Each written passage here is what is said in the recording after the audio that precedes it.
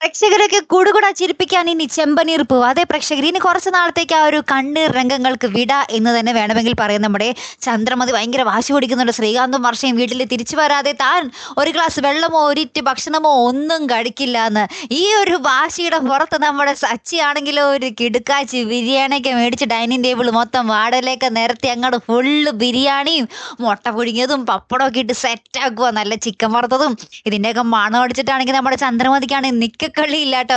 അപ്പൊ നമ്മുടെ സച്ചി പറയുന്നുണ്ട്, ഇത് ഞാൻ മേടിച്ചതല്ല, ഇത് കിട്ടിയ പ്രസാദമാണെന്നൊക്കെ പറഞ്ഞ് സച്ചി അവിടെ വിളിച്ച് കൂകുന്നുണ്ട് നമ്മുടെ ചന്ദ്രമതി അറിയിക്കാൻ വേണ്ടി. അപ്പൊ എന്തായാലും ചന്ദ്രമതിക്ക് എന്ത് ചെയ്യണോ, ബിരിയാണിയുടെ മണം കേട്ടിട്ട് ഒരു നിക്കക്കളി ഇല്ലാട്ടോ. ഇനി അവിടെ നമ്മുടെ ചന്ദ്രമതിയുടെ സമരം പൊളിഞ്ഞടങ്ങുമോ എന്നാണ് അറിയേണ്ടത്. അപ്പുറത്താണെങ്കിലും നമ്മുടെ ശ്രുതിക്ക് നമ്മുടെ ചന്ദ്രമതി അടിക്കടി മറുപടികളും തിരിച്ചടികളൊക്കെ കൊടുത്തുകൊണ്ടേയിരിക്കും. അപ്പൊ ശ്രുതിക്ക് മനസ്സിലായി, ഇനി ആരെങ്കിലും കൊണ്ടുവന്നില്ലെങ്കിൽ തന്റെ ജീവിതം കോഞ്ഞാട്ടയാണ്, അടുത്ത രേവതിയായിട്ട് താൻ മാറും എന്ന് മനസ്സിലാക്കിയതിന് ശേഷം ആ കൂട്ടുകാരത്തി നമ്മുടെ മീരയുമായിട്ട് ഡിസ്കസ് ഒക്കെ ചെയ്ത് വീണ്ടും നമ്മുടെ ബീരാനിക്ക് ഇറക്കുകയാണ്. ഇത്തവണ നമ്മുടെ ബീരാനിക്ക് പുതുപുത്തൻ കാറിലൊക്കെ ആയിട്ട് വരുന്നത്. ഇനി എന്തൊക്കെയായിരിക്കും അവിടെ സംഭവിക്കാൻ പോകുന്നത് അല്ലെ?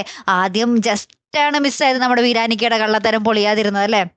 ഇത്തവണ ഇനി അതെങ്ങാനും പൊളിഞ്ഞടങ്ങിയാൽ പിന്നെ തീർന്ന് ശ്രുതി ആ വീട് വിട്ട് പോകേണ്ടതേ നിവൃത്തി ഉണ്ടാവുള്ളൂ. എന്തായാലും കാത്തിരുന്ന് തന്നെ കാണാട്ടോ. വളരെ രസകരമായിട്ടുള്ള ഒരു നിമിഷങ്ങൾ തന്നെയാട്ടോ നമ്മുടെ ചെമ്പനീർ പൂവിൽ വരാൻ പോകുന്നത്. കാത്തിരുന്ന് തന്നെ കാണാം. അപ്പം അടുത്തൊരു വീഡിയോയുമായി വരുന്നത് വരയ്ക്കും ഗുഡ് ബൈ.